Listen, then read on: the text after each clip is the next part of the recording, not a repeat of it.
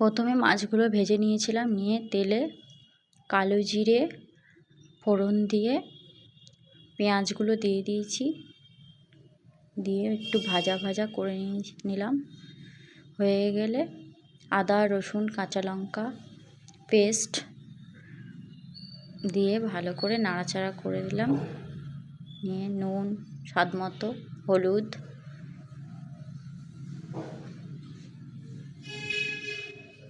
দিয়ে নাড়াচাড়া করে নিলাম।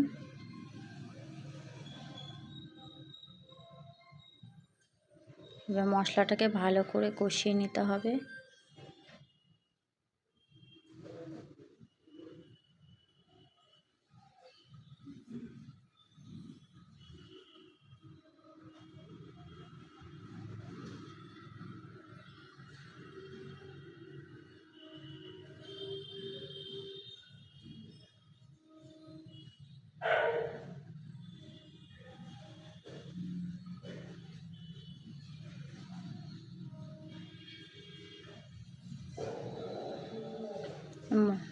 এই মশলাটা কষানো হয়ে গেলে একটু জল দিয়ে দেব।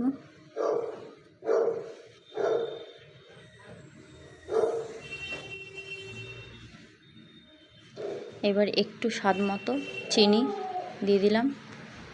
আমার মাছের ঝালে একটু চিনি দিলে ভালো লাগে, তোমাদের যার যার চিনি পছন্দ না সেটাকে বাদ দিতে পারো।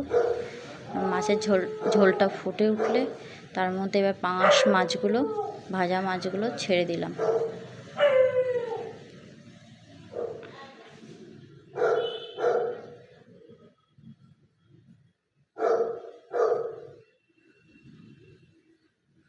এবার একটু গরম মশলা স্বাদ মতো, যে যার স্বাদ মতো একটু গরম মশলা দিয়ে ফুটে উঠলে নামিয়ে দিতে হবে।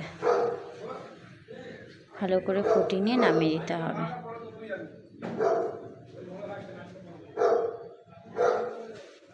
রেডি আমার পাঙাশ মাছের ঝাল। তোমরা বলো কেমন হয়েছে।